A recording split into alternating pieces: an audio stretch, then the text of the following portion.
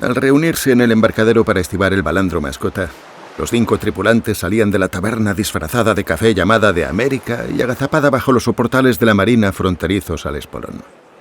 Tugurio, donde la gentualla del muelle, marineros, boteros, cargadores y lulos, acostumbraba juntarse al anochecer. Decían palabras que se pronuncian en el recinto oscuro, maloliente, que tiene el piso sembrado de gargajos y colillas y el techo ahumado a redondeles por las lámparas apestosas. 50 son blasfemias y juramentos, otras 50 suposiciones y conjeturas acerca del tiempo que hará y los vientos reinantes. Sin embargo, no se charla en América a proporción de lo que se bebe. La chusma de zuecos puntiagudos, anguamarina embreada y gorro catalán es lacónica. Y si fueseis a juzgar de su corazón y sus creencias por los palabrones obscenos y sucios que sus bocas escupen, os equivocaríais como si formaseis ideas del profundo océano por los espumarajos que suelta contra el peñasco. Acababan de sonar las 8 en el reloj del instituto cuando acometieron aquellos valientes la faena de la estibadura, entre gruñidos de discordia. Y no era para menos, pues no se emperraba el terco del patrón en que la carga de bocolles de vino, si había de ir como siempre en la cala, fuese sobre cubierta. Aquello no lo tragaba un marinero de fundamento como tío Reimundo, alias Finisterre, que había visto tanta mar de Dios. Ahí topa la diferencia entre los que navegaron en mares de verdad, donde hay tiburones y huracanes, y los que toda la vida chapalatearon en una ponchera. Centellas del podrido rayo, ¿quería el patrón que el barco se les pusiese por sombrero? Era menester estar loco de la cabeza, Corcias. Para más, en noche semejante, con lo falsa que es esa costa de Penalongueira. Y habiendo empezado a soplar el sur, un viento traidor que lleva de la mano el cambiazo al nordés. No se la pegaba al tío Raimundo la calma de la bahía, sobre cuya extensión tersa y plácida prolongaban las 1000 luces de la ciudad, brillantes rieles de oro. Al viejo le daba en la nariz el aire de allá, de mar adentro, la palpitación del oleaje excitado por la mordedura de la brisa. Todo esto, a su manera, broncamente, a media habla, lo dijo Finisterre. El zopo, otro experto, listo de manos y contrahecho de pies, opinaba lo mismo. Pero Adrián y el Xurel, mozalbetes que acababan de alegrarse unas miajas con 3 copas de caña legítima y sentían duplicados sus bríos, ya estaban rodando los bocolles para encima de la Mascota. Sabedores de que aquellos toneles encerraban vino, los manejaban con fiebre de alegría codiciosa, calculando la suma de goces que encerraban en sus panzas colosales. A ellos que les importaban los gruñidos de Finisterre. Donde hay patrón no manda marinero. Entre gritos furiosos para pujar mejor, el y el del esfuerzo, acabóse la estibadura en 1 hora escasa. Sobre el cielo, antes despejado, se condensaban nubes sombrías, redondas de feo cariz. Un soplo frío rizaba la placa lisa del agua. Juró Finisterre entre dientes y renegó el patrón de los agoreros miedosos. Mejor si se levantaba viento, así irían con la vela tan ricamente. El balandro no era una pluma y necesitaba ayuda, Carandia. Y ocupó su lugar, empuñando el timón. ¡Hala! Rumbo avante. Como por un lago de aceite marcharon mientras no salieron de la bahía.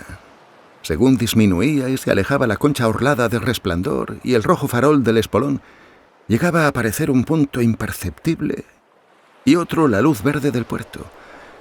El vientecillo terral insistía, vivaracho, como un niño juguetón.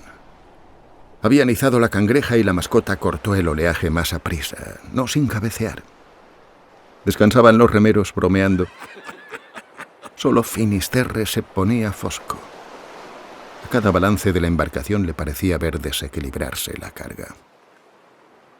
Ya transponía la barra y el alta mar luminosa, agitada por la resaca, se extendía a su alrededor.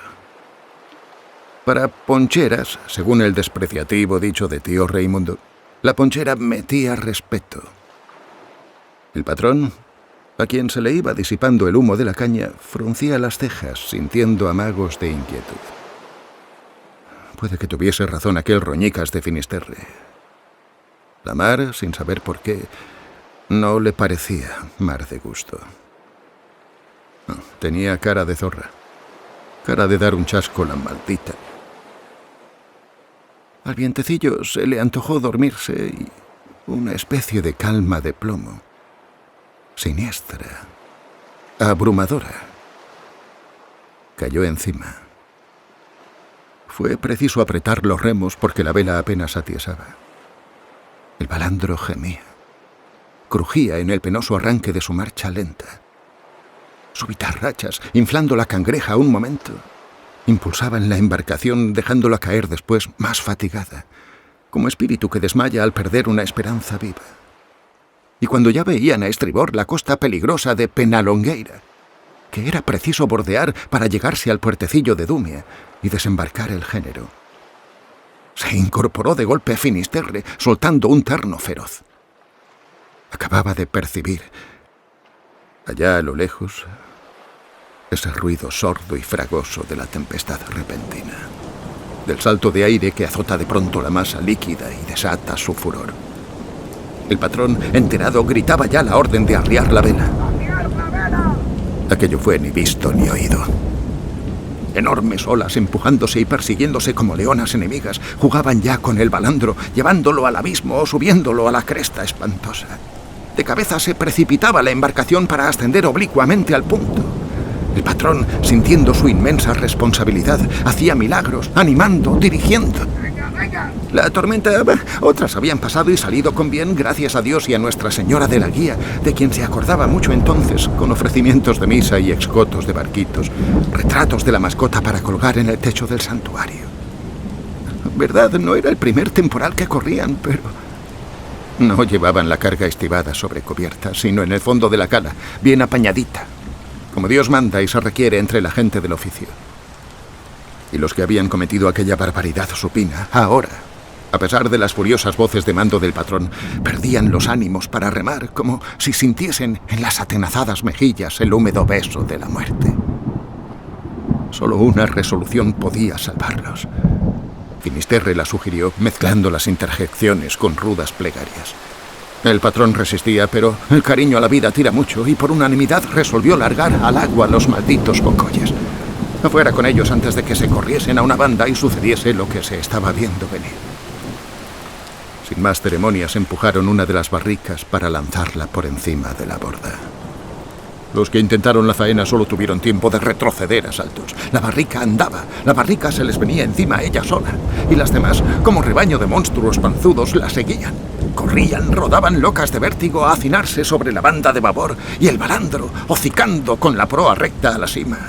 Daba espantoso salto el pinche carneiro vaticinado por Finisterre, y soltando en las olas toda su carga, barricas y hombres. Flotaba quilla arriba, como una cáscara de nuez.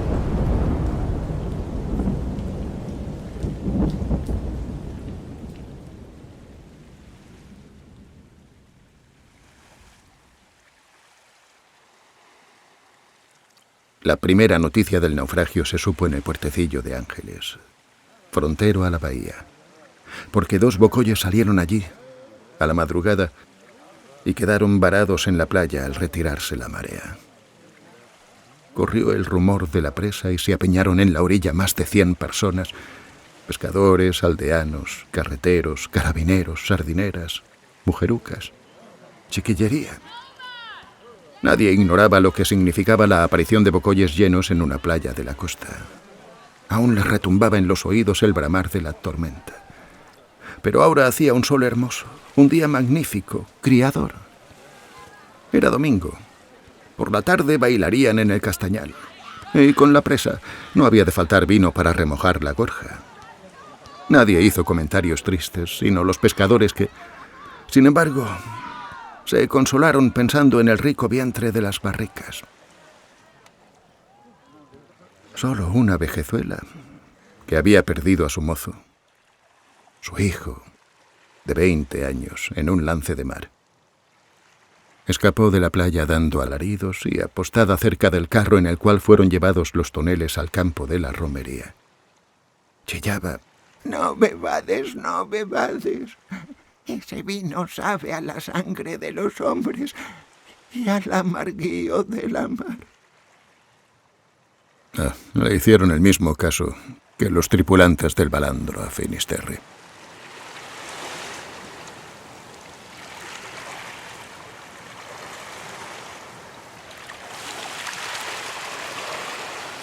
Han escuchado El vino de la mar, de Emilia Pardo Bazán, en la voz de Joan Mora.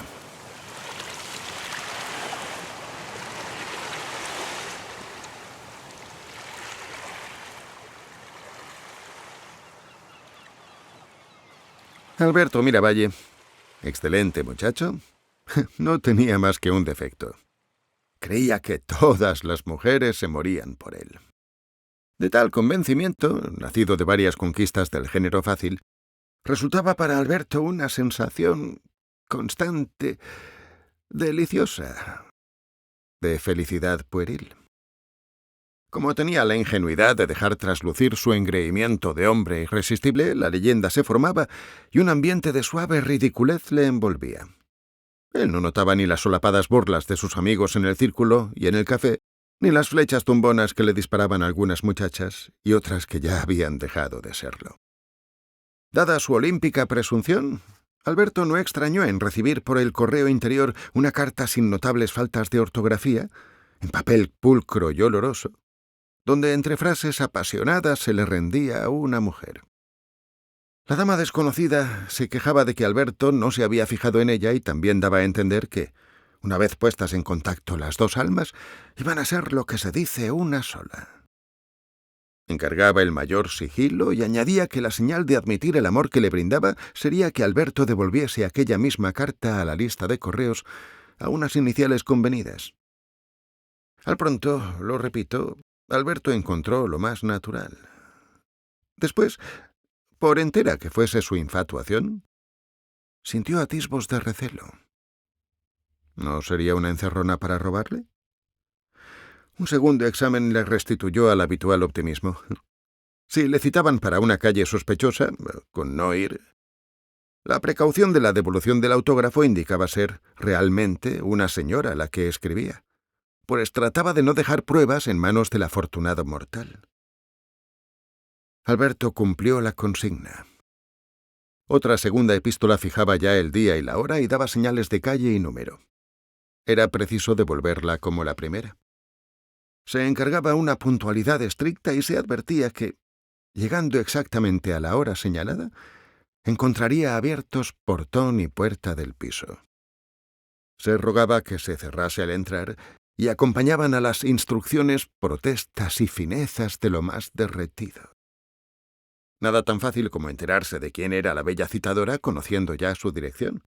Y en efecto, Alberto, después de restituir puntualmente la epístola, dio en rondar la casa, en preguntar con maña en algunas tiendas.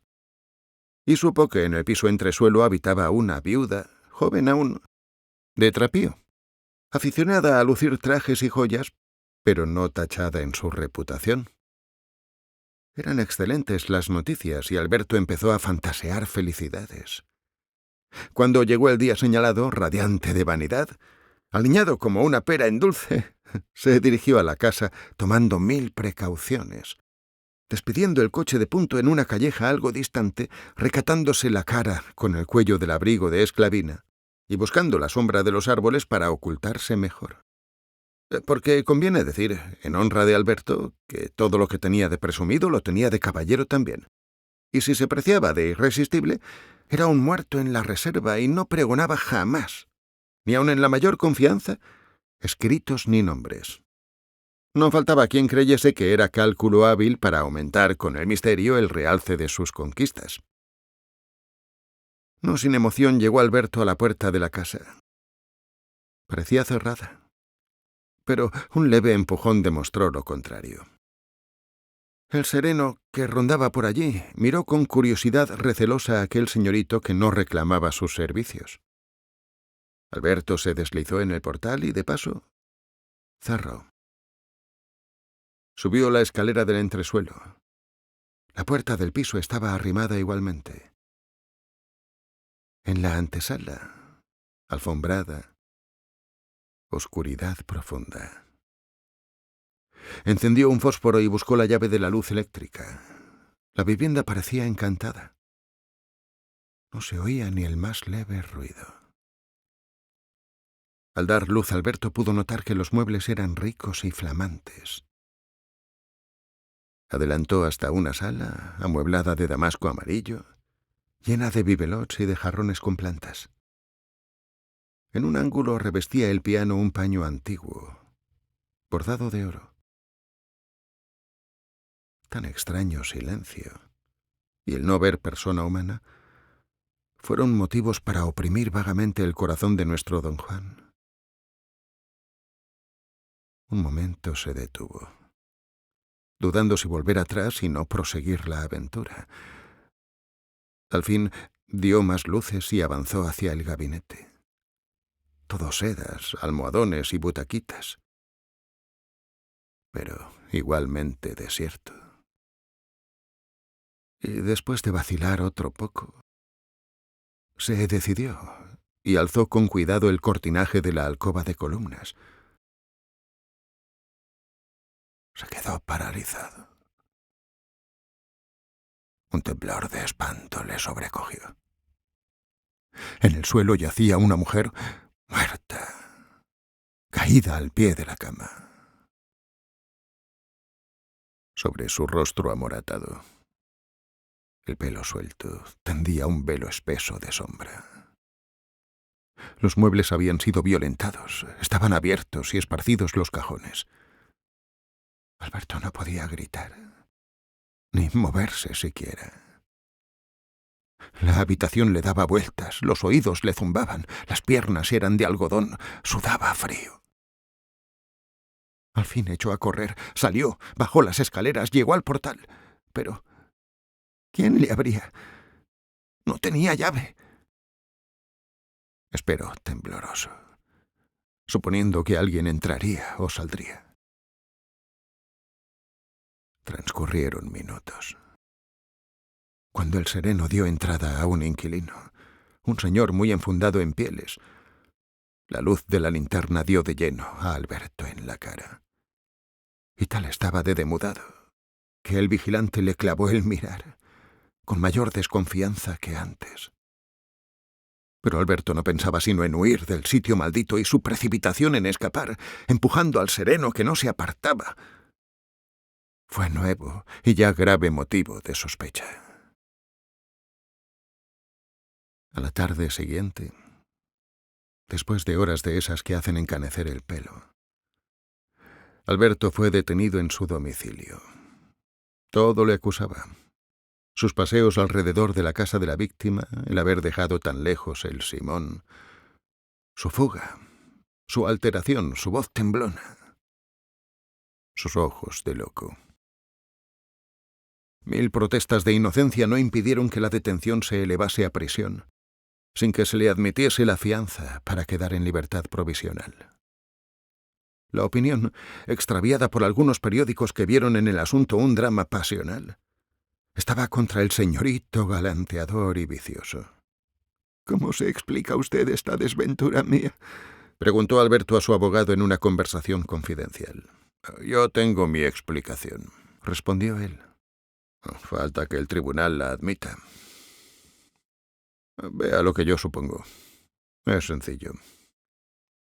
Para mí, y perdóneme su memoria, la infeliz señora recibía a alguien que debe ser mozo de cuenta, profesional del delito y del crimen. El día de autos, desde el anochecer, la víctima envió fuera a su doncella, dándole permiso para comer con unos parientes y asistir a un baile de organillo. El asesino entró al oscurecer. Él era quien escribía a usted, quien le fijó la hora y quien, precavido, exigió la devolución de las cartas para que usted no poseyese ningún testimonio favorable.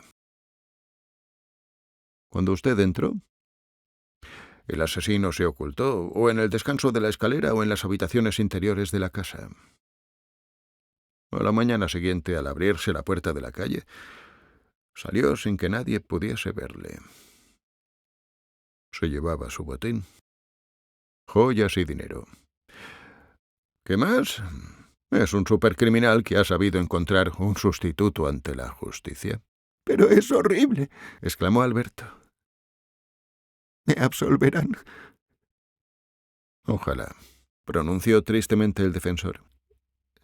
Si me absuelven, exclamó Alberto, me iré a la trapa,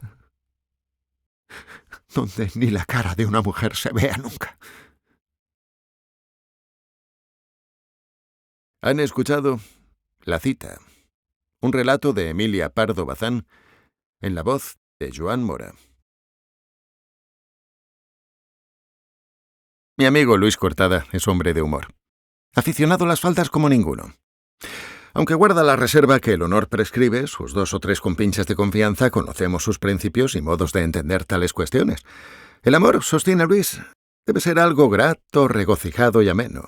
Si causa penas, inquietudes y sofocos, hay que renegar de él y hacerse fraile. Cuando le hablan de dramas pasionales se encoge de hombros y declara desdeñosamente: «Lo que ustedes llaman enamorados no son sino locos que tomaron esa postura en vez de tomar otra. Podían buscar la cuadratura del círculo o el movimiento continuo. Podían creerse el Shah de Persia o el Kaiser. Podían suponer que guardaban en una cueva millones en oro y pedrería. Prefieren figurarse que en su alma existe un ideal sublime que les eleva al quinto cielo, que nadie como ellos ha sentido y por el cual deben sufrir, si es necesario, martirio, muerte y deshonor. ¿Dónde cabe mayor insanía? Y lo más terrible es que esa clase de dementes andan sueltos. Conmigo no va eso. Adoro a las mujeres, pero soy muy justo y las adoro a todas por igual, sin creer en la divinidad de ninguna. Hay que suponer que el sistema de Luis era el mejor, pues las mujeres se morían por él.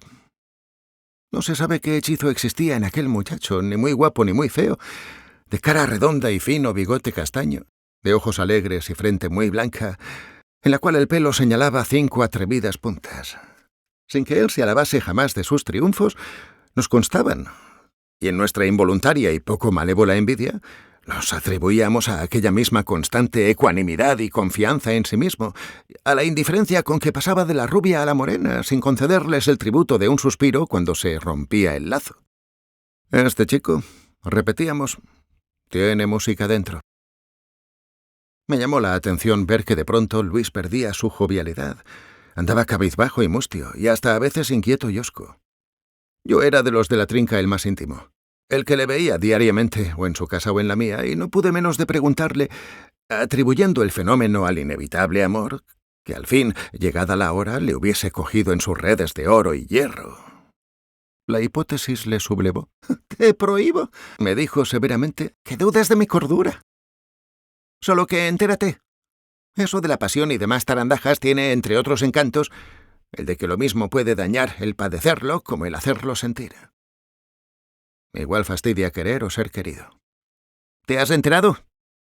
Motis, como tú eres tan listo para mudarte de casa, no creí que te dejases coger en ninguna ratonera». «Yo me entiendo», repuso él, fruncido un ceño receloso sobre los ojos, que habían perdido su expresión regocijada.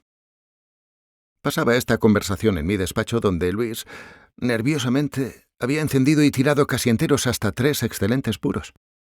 En su visible estado de agitación, sacaba la petaca, la dejaba sobre la mesa, volvía a guardarla, se tentaba el bolsillo y, en suma, ejecutaba movimientos inconscientes reveladores de distracción profunda. Momentos así son los que aprovechan los ladrones llamados descuideros para quitar el reloj o la cartera a sus víctimas. Tal pensamiento fue el que se me ocurrió cuando, minutos después de haberse marchado Luis, vi que sobre mi mesa escritorio se había dejado no la petaca, sino la cartera misma, que era de igual cuero y tamaño. Y sin duda, en su trastorno, confundió con ella. Lo delicado, lo reconozco, señores, hubiese sido coger esa cartera y guardarla bajo llave sin mirarla. Pero la conciencia y la delicadeza también tienen sus sofismas, y yo me di a mí mismo la excusa de que no me proponía otro fin, al ser indiscreto, sino tratar de saber lo que preocupaba a mi amigo para venirle en ayuda. Y tomé y abrí la cartera, que contenía un fajito de billetes y, en el otro departamento, papeles doblados y un retrato de mujer. «Calle», exclamé. «La señora Ramírez Madroño». Era, en efecto, la esposa del riquísimo industrial, Rubia bastante bonita, aunque de una fisonomía a veces extraña. Unos ojos que relumbraban o se apagaban como gusanos de luz y una cara larga y descolorida, como efigie de marfil antiguo. Vaya, con que también ella. De fama tan limpia. Y nosotros que ni aún por coqueta la teníamos. Luis. Nada, que llevaba dentro no ya música, una orquesta entera. No es fácil detenerse cuando ha empezado a despertarse la curiosidad. Mis ojos ávidos recorrieron los billetitos en que la mano parecía haber dejado candentes surcos cuando, en lo mejor de la exploración, pegué un salto en el sillón giratorio y solté una exclamación sin forma, como se hace cuando se está solo. Acababa de leer un párrafo. Alma mía, ya se notan los efectos. Todo obstáculo entre nosotros debe desaparecer. Y pronto desaparecerá. Envíame otro paquetito como los anteriores. Tan horripilado me quedé que ni aún advertí que habían llamado a la puerta, ni que un hombre se precipitaba en mi despacho.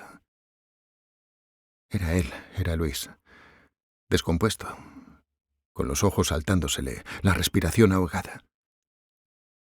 Yo a mi vez me quedé aturdido.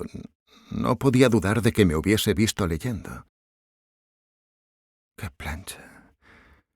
Pero con asombro noté que Luis, en vez de conservar su actitud del primer momento, poco a poco iba modificándola, adoptando la de un hombre que se goza en la confusión del otro.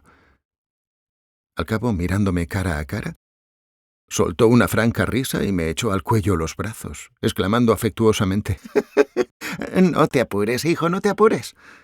En parte me has hecho un favor con curiosear mi cartera. No me decidía a franquearme. Así desahogaré contigo. Me has visto pensativo, cosa en mí rara, y ahora comprenderás por qué. He tenido la segunda desgracia. La primera, bueno, es enamorarse.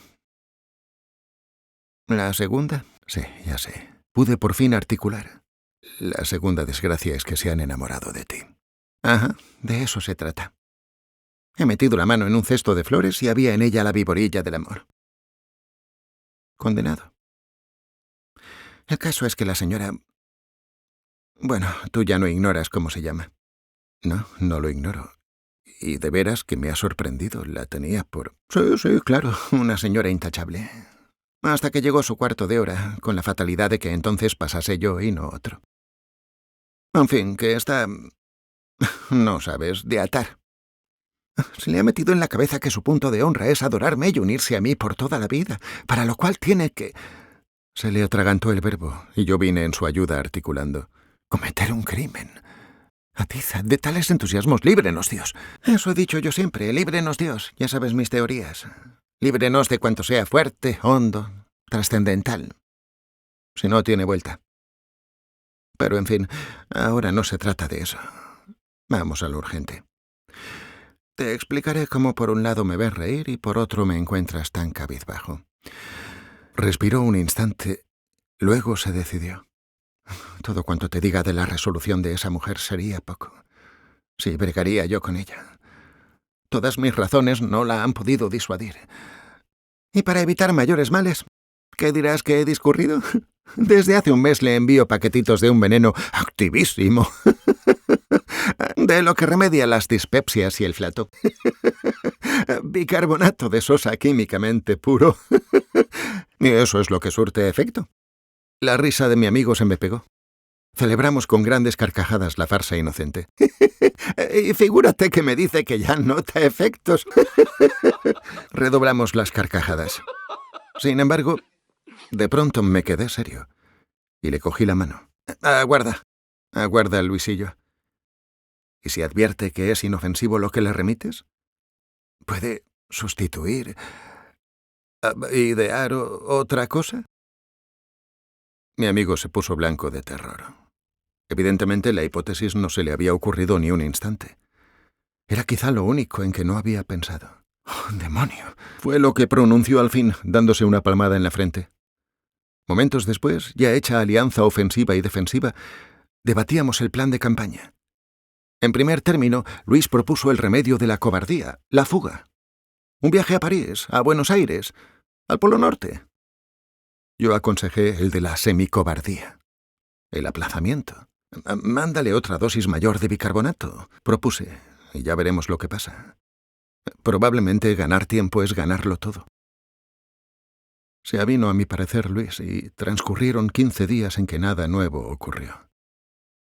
Las cartas, sin embargo, denunciaban algo increíble. El creciente efecto de una droga tan inofensiva. Esto no puede ser. Esa mujer está como una cesta de gatos, declaró mi amigo queriendo disimular la zozobra con la indignación. ¿Qué diantres de efecto cabe? ¿Me lo quieres decir? Oye, Luis, resolví. Ese es un punto que importa averiguar. Es necesario que hoy mismo nos enteremos de cuál es el estado de salud del señor Ramírez Madroño. Muy señor nuestro. A la noche reúnete conmigo en la cervecería, que te prometo noticias. No sería prudente que tú mismo las indagases. Mi procedimiento fue de lo más sencillo. Por teléfono público pedí comunicación con la casa de Ramírez Madroño. Y la central dio por respuesta que estaba descolgado el teléfono a causa de la grave enfermedad del dueño de la casa. Y al entrar en la cervecería pedí un diario de la noche y leí la noticia de que el señor Ramírez Madroño había muerto. Cuando comuniqué esta nueva a Luis casi sufrió un síncope. Le hice entrar en una farmacia, le froté las sienes con vinagre y a la salida le insulté. ¡Cobarde, tonto! ¡Ánimo! Vaya un simple. ¿Tú has dado a ese señor, anda y dime, ningún jarope malo? Entonces, se murió porque Dios lo ha dispuesto. No conseguí que mi amigo se reanimase. Pasó la noche en una especie de delirio, acusándose de imaginarios crímenes. Al otro día le metí en el tren, arropado con una manta y temblando de fiebre, y me fui con él a Barcelona, donde embarcamos para Italia. Yo volví a Madrid tan pronto como pude estar seguro de que Luis había recobrado el uso de la razón y la salud de cuerpo.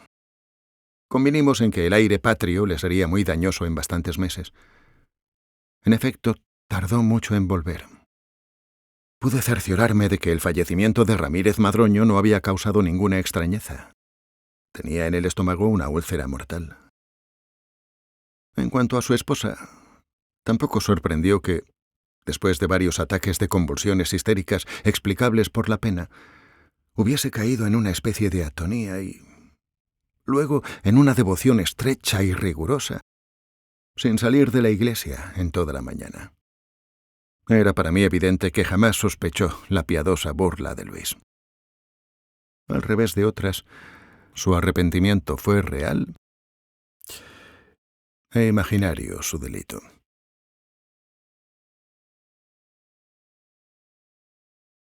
Han escuchado Casualidad, un relato de Emilia Pardo Bazán, en la voz de Joan Mora.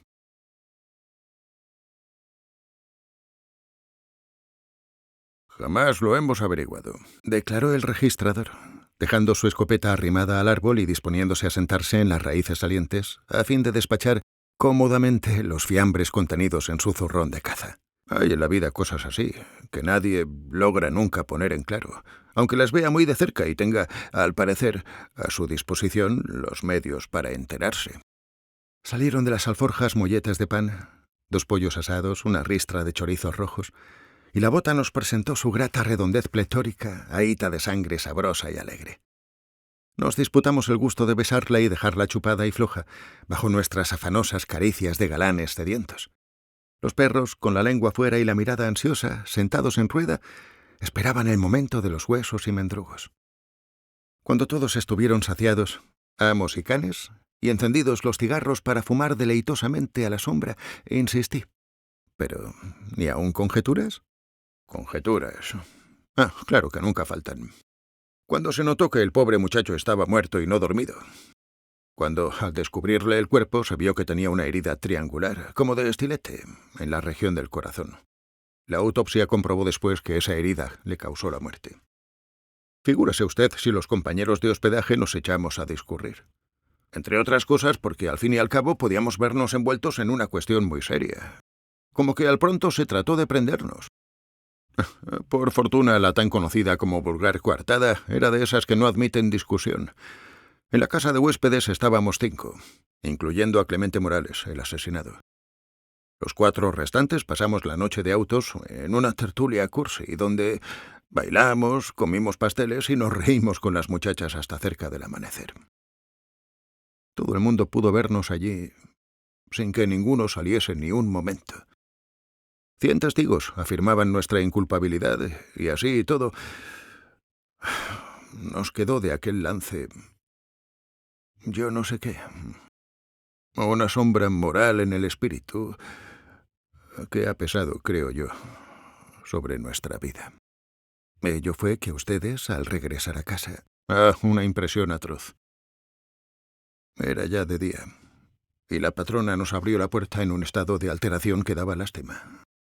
Nos rogó que entrásemos en la habitación de nuestro amigo porque, al ir a despertarle, por orden suya, a las 6 de la mañana, vio que no respondía y estaba pálido.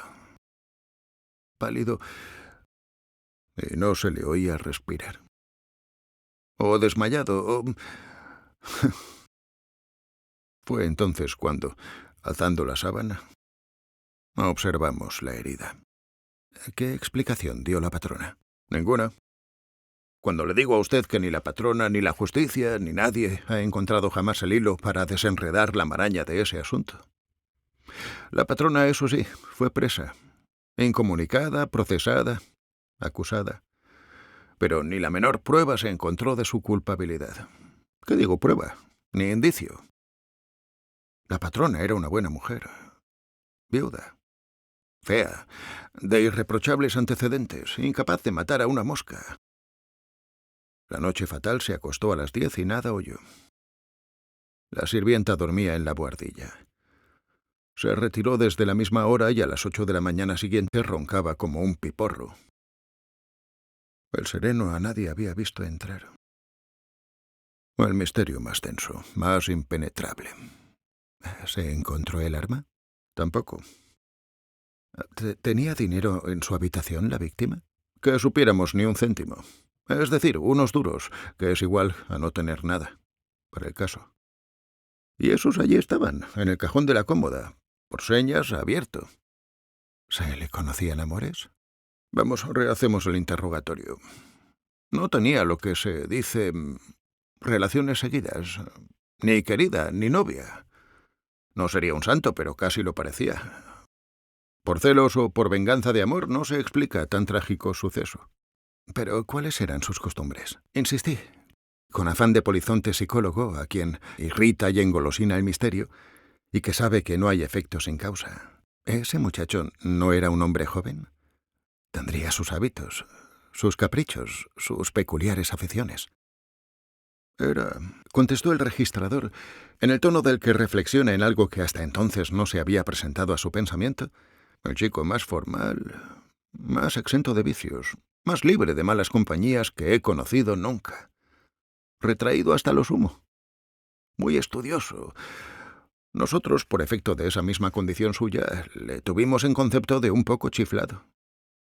Ya ve usted, todos fuimos aquella noche a divertirnos y a correrla menos él. Y si hubiese ido, no le matan. Para dar a usted idea de lo que era el pobre, se acostaba muy temprano y encargaba que le despertasen, así que amanecía, solo por el prurito de estudiar. ¿Recuerda usted dónde estudiaba? Eso en todas partes. A veces se traía a casa libros. Otras se pasaba el día en bibliotecas o sabe Dios en qué rincones. Amigo registrador, interrumpí. Que me maten si no empiezo a rastrear algo de luz en el sombrío enigma. Permítame que lo dude, tanto como se indagó entonces.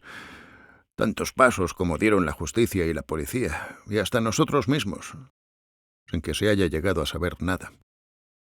Callé unos instantes. El celaje de la tarde se encendía con sangrientas franjas de fuego, incesantemente contraídas, dilatadas, inflamadas o extinguidas, sin que ni un momento permaneciese fija su terrible forma. Pensé en que la sospecha, la verdad, la culpa, el destino se disuelven e integran como las nubes en la cambiante fantasía y en la versátil conciencia. Pensé que si nada era inverosímil en la forma de las nubes, Nada tampoco debe parecérnoslo en lo humano. Lo único increíble sería que un hombre fuese asesinado en su lecho y el crimen no tuviese ni autor ni móvil. Registrador, dije al cabo. Todos mueren de lo que han vivido. El muchacho estudiaba sin cesar. En sus estudios está la razón de su muerte violenta. No diga usted que no sabe por qué le mataron. Lo sabe usted, pero no se ha dado cuenta de lo que sabe. Mucho decir es, murmuró. Sin embargo, lo sabe usted. En cuanto me conteste a otras preguntas, se convencerá de que lo sabía perfectamente. Lo sabía la parte mejor de su ser de usted. Su instinto. Oh, qué raro será eso. Pero, en fin, pregunte lo que quiera. ¿A qué clase de estudios se dedicaba Clemente? A ver, Donato, haz memoria, murmuró el registrador, rascándose la sien. Ello era cosa de muchas matemáticas y mucha física. Ya recuerdo. Pues y el muchacho aseguraba que cuando consiguiese lo que buscaba, sería riquísimo y su nombre glorioso en toda Europa. Creo que se trataba de algo relacionado con la navegación acrea. Advierto a usted que murió como vivía, porque fue el hombre más reconcentrado y enemigo de enterar a nadie de sus proyectos. ¿Tenía muchos papeles, cuadernos, notas de su trabajo? Ya lo creo, a montones. ¿Dónde los guardaba? En la cómoda. Y su ropa andaba tirada por las sillas y revuelta. ¿Aparecieron esos papeles después del crimen? Se me figura que sí. Pero confirmaron lo que creíamos, que el pobre no estaba en sus cabales. Eran apuntes sin hilación y algunos borradores que nadie entendía. ¿Tenía algún amigo Clemente enterado de sus esperanzas? ¿Alguien que conociese su secreto? La cara del registrador sufrió un cambio análogo al de las nubes. Primero se enrojeció, palideció después. Los ojos se abrieron atónitos. La boca también adquirió la forma de un cero. ¡Redios!, gritó al cabo. Y tenía usted razón. Yo sabía... Es decir, yo tenía que saber. Oh, tonto de mí. ¿Cómo pude ofuscarme? Oh, qué cosas. Había un amigo, un ingeniero belga, que le daba dinero para experiencias. Un barbirrojo más antipático que los judíos de la Pasión. Y hasta judío creo que era. Oh, seré estúpido. No haber comprendido. Oh, no haber sospechado. El bandido del extranjero fue y para robarle el fruto de sus vigilias. Dejó los papeles inútiles y cargó con los que valían. Y sabe Dios a estas horas quién se está dando por ahí tono y ganando millones con el descubrimiento del infeliz. Y a mí la cosa me pasó por las mientes, pero no me detuve ni a meditarla porque no se veía por dónde hubiese podido entrar el asesino. Esa es la infancia del arte, contesté. Entró con una llave falsa que había preparado o con el propio llavín de su víctima. Estuvo en el cuarto de esta hasta tarde, hizo su asunto, se escondió y de madrugada se marchó. Así tuvo que ser. Bárbaros que no lo comprendimos, requete bárbaros. No se apure usted. Quizá estamos soñando una novela. No, si ahora lo veo más claro que el sol. Soy capaz de perseguir al asesino. ¿Cuántos años hace de eso? 23, lo menos. Déjelo usted por cosa perdida. Aún en fresco no se averigua nada. Conténtese con el goce del filósofo. Saber y callar.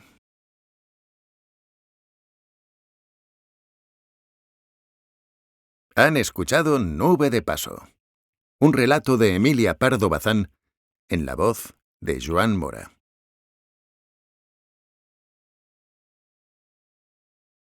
¿Queréis saber por qué don Donato, el de los carrillos bermejos y la risueña y regordeta boca, se puso abatido, se quedó color tierra y acabó muriéndose de ictericia? Fue que, oídlo bien, le cayó el premio gordo de Navidad, los millones de pesetas. Antes de ese acontecimiento, don Donato era un hombre que podía llamarse feliz, si tal adjetivo no pareciese un reto al destino, que siempre está enseñando los dientes a los mortales. Encerrado en su droguería y herboristería de la calle de Jacometrezo, haciendo todos los días a la misma hora las mismas cosas insípidas y rutinarias, don Donato era plácidamente optimista. Sus excesos y lujos consistían en alguna escapatoria a los teatrillos alegres, porque don Donato aborrecía la literatura triste. Al teatro se va a reír. Y sus derroches en traerse a casa las mejores frutas y legumbres del mercado del Carmen, pues adoraba, a fuer de obeso, los alimentos flojos. Jugador empedernido de lotería, nunca perdió sorteo y no solo se arriesgaba él, sino que tomaba parte con amigos y hasta les encomendaba la adquisición de décimos en administraciones que por cualquier motivo juzgaba afortunadas, dentro de las laboriosas combinaciones que realizaba para perseguir y acorralar a la suerte, a quien un día u otro estaba cierto de coger por las alas. ¿En qué se fundaba tal seguridad? No podía decirlo, pero le alentaba una fe robusta, un instinto o presentimiento, llámenle los escépticos como quieran.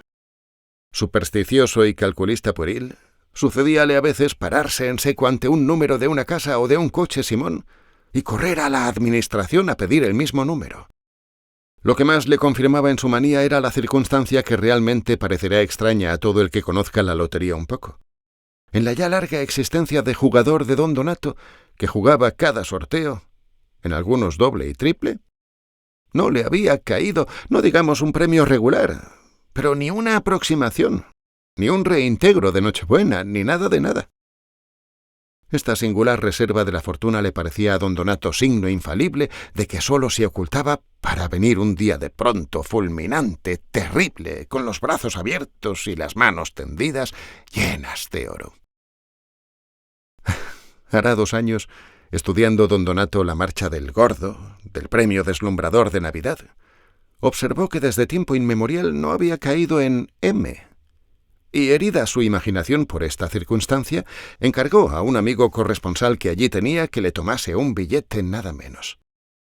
A vuelta de correo recibió la respuesta y el número del billete adquirido, en el cual el comprador se reservaba 1 décimo. Giró el dinero don Donato, guardó como oro en paño el número y la carta comprobante y esperó el sorteo con fatalismo de musulmán. Sin emoción compró la lista cuando la oyó vocear y al fijar los ojos en el glorioso número, una oleada de sangre afluyó a su cabeza. Era el número adquirido en M, el propio número, el suyo, el esperado, el de los millones. Allí estaba claro como la luz. El premio, la fortuna abierta de brazos, derramando oro con sus anchas manos pródigas. Oh, se repuso de pronto don Donato. ¿Pues qué? ¿No contaba con aquello desde tantos años hacía? Era lógico que al fin viniese una alegría intensa, serena. Le embargaba plácidamente mientras corría a cerciorarse, aunque estaba seguro de que resultaría verdad. Y verdad resultó. No quedaba más que recoger, cobrar y disfrutar a pulso lo cobrado. No queriendo hacer pública su dicha, por quitarse murgas y sablazos, pensando que nadie ejecuta las cosas mejor que el interesado, aquella misma noche tomó el tren y no paró hasta dar con su cuerpo en M. Llegó a hora avanzada de la noche siguiente, molido y asendereado, como sedentario que viaja sin ganas y con precisión, y hubo de recogerse a una posada para guardar con la luz del día la hora de presentarse con su corresponsal y reclamar el billete. Al acostarse pensó en madrugar, mas de puro quebranto le tomó el sueño y despertó muy tarde. Vistióse y con indefinible sobresalto corrió a casa del amigo, en cuyas manos se encontraba el tesoro. En la esquina de la calle vio gentío. Monagos, mujerucas que lanzaban exclamaciones de compasión. Escuchó las notas del piporro, la salmodia de los curas. Rompió por entre la compacta muchedumbre, se abrió paso hasta el portal y, al querer enfilar la escalera, tropezó con un ataúd que bajaba en hombros. Oh, ya lo adivinas, lector. Encerraba el cadáver del poseedor del billete premiado. Después de cortos momentos de angustia cruel, don Donato se resolvió a penetrar, sin encomendarse a Dios ni al diablo, hasta el gabinete donde lloraba la viuda. Brutalmente, a millones quitan escrúpulos, formuló la cuestión y reclamó el billete. Era de temer un desmayo. No lo hubo. La viuda, digna y tranquila, franqueó a don Donato el mueble donde el difunto guardaba sus papeles de mayor interés. A la primera de cambio encontraron en el cajón central una cédula de letra del muerto que decía así: día tantos, he comprado para el señor don Donato Galíndez, droguero en Madrid, un billete entero de lotería número tantos que conservo en mi poder. Y debajo, día tanto, recibida letra importe billete, menos un décimo que reservo para mí. Abrió tanto los ojos la viuda con lo del décimo, y desde aquel mismo instante se consagraron ella y don Donato, rivalizando en celo, a registrar la casa de abajo arriba. Pero aun cuando gastaron 3 días en pesquisas minuciosas, nada pudieron encontrar. El billete había desaparecido. Al cuarto día, don Donato, que tenía fiebre y estaba medio loco, iba a retirarse amenazando a la justicia, cuando la viuda, llamándole a un rincón y titubeando, le dijo quedamente: «¿Sabe usted qué? Pienso una cosa. Se me ha clavado aquí». Y apoyaba el índice en el entrecejo. «¿Qué cosa, señora mía?» «Está enterrado con mi esposo. Enterrado». «Enterrado», exclamó don Donato, a punto de que lo enterrasen también. ¿Lo creerán ustedes? Si no lo creen, hacen mal. El terror a los muertos era tan profundo en don Donato que si no le anima y envalentona a la viuda, tal vez renuncia entonces a perseguir su billete. «No dude que está allí», insistía ella, más resuelta cada vez, «porque llevo puesta su levita nueva, la de paño fino, y es la misma que usó 3 o 4 días antes de morir. Juraría que el billete va en el bolsillo. Como mi esposo falleció casi de repente». Azuzado por la valerosa señora, don Donato se enteró de las formalidades necesarias para hacer exhumar judicialmente un cadáver, y pareciéronle empresa erizada de dificultades y hasta de peligros. Resolvió echar por la calle de en medio y sobornar al encargado de la custodia del cementerio para que abriese el nicho y el ataúd. Encuéntrase el cementerio de M situado a orillas del mar, y la noche en que se realizó la lúgubre hazaña era de tormenta horrible. Silbaba el viento entre los negros cipreses, y el sordo e imponente murmurio del océano tenía los tonos de queja, de maldición y de llanto. Clamores sobrehumanos por los amenazadores y tristes, parecidos a un coro de voces de muertos. A don Donato le corría el sudor en frías gotas, desde el cráneo hasta la nuca. Sus dientes castañeteaban y sus piernas flaqueaban como si fuesen de algodón. Destapiaron el nicho. Para sacar la caja tuvo el droguero que ayudar, pues pesaba bastante, y cuando se alzó la tapa de zinc, la primera bocanada de putrefacción, el hedor cadavérico dio, más que en las narices, en el alma, a don Donato. La viuda, siempre animosa, le dijo al oído: «Registre usted. No vaya a creer, si registro yo, que le engaño». Acercó el sepulturero la linterna. Don Donato, con esfuerzo sobrehumano, se inclinó sobre la caja.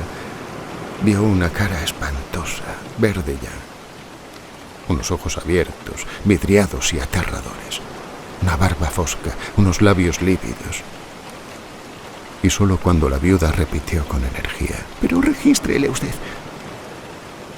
Solo entonces, lo repito, se dio cuenta de lo más horroroso: que había que registrar. El cadáver estaba desnudo.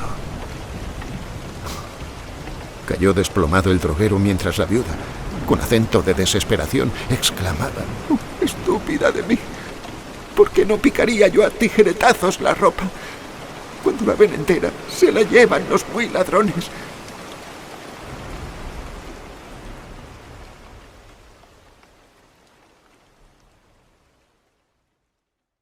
Se dio el oportuno aviso a la policía.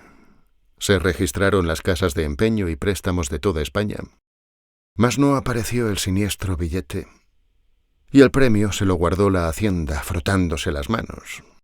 Es una manera de decir. Probablemente el ladrón de la levita arrojó al mar, sin examinar los papeles que halló en los bolsillos, por temor a que le comprometiesen. Lo cierto es que don Donato, a su vez, cayó enfermo y murió, consumido de hipocondría, enseñando los puños a una figura imaginaria que debía de ser la descarada, la idiota de la suerte.